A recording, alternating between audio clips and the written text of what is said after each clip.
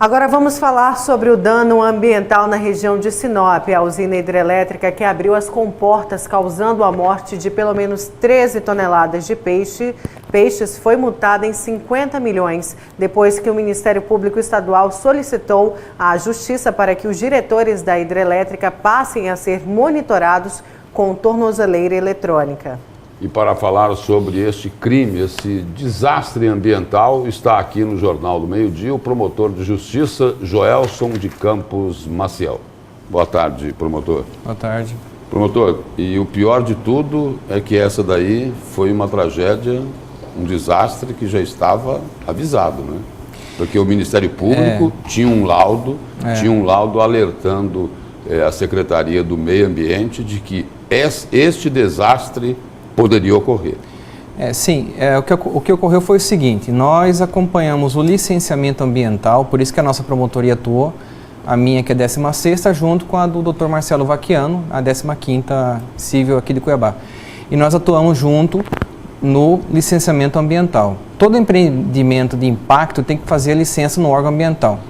E como esse empreendimento ele abrange somente o estado de Mato Grosso, embora pegue várias comarcas, mas ele é um empreendimento localizado no Mato Grosso, a Lei Complementar 240 de 2011, sancionada pela então presidente Dilma, autoriza que o licenciamento seja feito pela SEMA e não pelo IBAMA, que seria o órgão mais indicado para evitar pressões políticas que sempre ocorrem. Agora, o Ministério Público tinha um laudo, um parecer de um cientista reconhecido no mundo todo, dizendo que isto poderia ocorrer. Aí, a proprietária do empreendimento contratou lá um outro laudo, dizendo o seguinte, que tudo estava bem e que não ia acontecer nada. Parece o seguinte, que o desastre ambiental aqui de Mato Grosso, ele repete a tragédia lá de Brumadinho, é isso?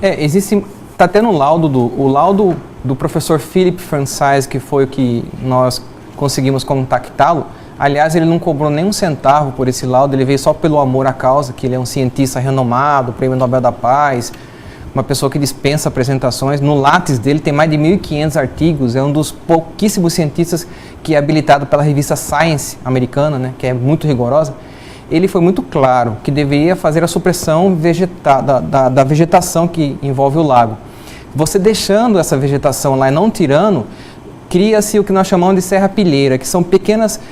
Retirar essa vegetação, essa é aquela vegetação que ficaria submersa. Isso. É isso? E então, não só isso. O que o laudo, o que o perito e o cientista, ele entendeu é que aquilo ali deveria ser retirado, e não foi. Sim, porque essa sujeira vai para as guelgas do peixe e mata. Aí ela compete com o oxigênio e causa anoxia, que a gente chama que é abaixo de oxigênio.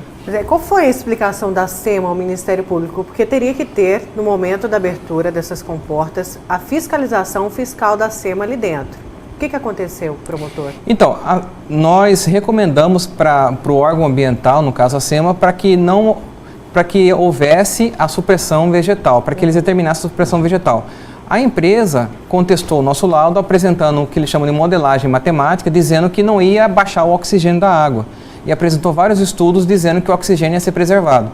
Com base nesses estudos que o empreendedor apresentou, a SEMA entendeu por bem autorizar do jeito que foi feito, ou seja, autorizar com a vegetação ainda. E isso causou, no nosso ponto de vista e pelos laudos que nos apontaram, além de outros problemas também, causou a mortandade desses peixes que está ocorrendo, inclusive, diariamente. Que foram 13 toneladas de peixes. Esse é o número que foi divulgado, mas pode ser ainda muito maior do que isso. Sim, porque, na verdade, o que está acontecendo é uma água podre. E essa água podre está ajusante, quer dizer, está abaixo da barragem. E os peixes que estão subindo, porque a piracema não acabou ainda para eles, uma pesquisadora, inclusive da Universidade Federal de Mato Grosso, que está em Sinop, ela recomendou, ela noticiou que existe sim ovas e peixes subindo ainda. Pois é. As matrizes estão subindo ainda para desovar, melhor dizendo. Isso é muito importante a gente esclarecer para a população que nos acompanha o que o Lúcio falou da tragédia de Brumadinho. E sim pode ser comparada, apesar da gente ver que é uma tragédia ambiental e humana lá, aqui também pode acontecer a tragédia humana, porque as pessoas dependem daquele rio. Sim. A comunidade ali da região depende daquele rio e pode causar, sim, um dano à vida do ser humano, além da tragédia ambiental sem precedentes. Qualquer civilização nasceu do rio. qualquer vez, inclusive Cuiabá, né? O nome de Cuiabá deu origem a isso. Mas assim, o importante é que esses cuidados têm que ser tomados. Por exemplo, fechar a escada de peixe de colíder. A hidrelétrica de colíder, a UHE de colíder, ela possui uma escada para os peixes subirem. E subindo, os peixes subindo por essa escada vão cair exatamente no lago venenoso, onde tem anoxia, que não tem oxigênio. Quer dizer, e agora o que é que vai ocorrer, promotor? Essas pessoas, essa multa de 50 milhões, ela não é muito pouca, não é muito pequena, pelo seguinte, o senhor falou na supressão e na retirada da vegetação do lago. Isso ia custar dinheiro. Talvez seja por isso que não foi feito o trabalho e a SEMA acabou, em cima do laudo da proprietária do empreendimento, autorizando o enchimento do lago, o que acabou provocando essa tragédia. Sim, e a lei de barragens de 1960, ela determina a supressão da vegetação quando houver barragem. A modelagem matemática para calcular a quantidade de oxigênio que fica só deveria ocorrer em caso de supressão da vegetação, aí você faz a modelagem para ver se o oxigênio vai ser suficiente. E a Secretaria do Meio Ambiente ignorou isso.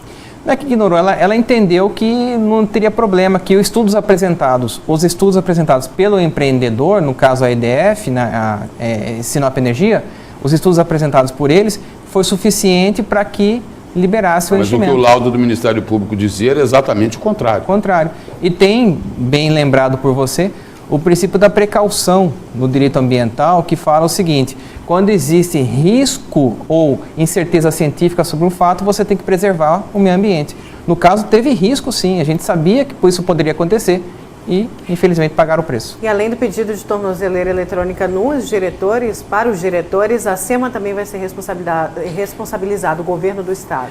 Nós entramos com uma ação civil pública no fim de semana, porque isso aconteceu de quinta para sexta, que nós tomamos conhecimento passado, né, da semana passada. Nós entramos com essas ações, tanto civil pública quanto a representação criminal, que está sendo conduzida, o inquérito policial, pela doutora Alessandra, da delegacia da DEMA, né, Delegacia do Meio Ambiente. Promotor, muito obrigado pela presença e pelas informações aqui no Jornal do Meio Dia. Agradeço, colocamos à disposição. Obrigada, promotor.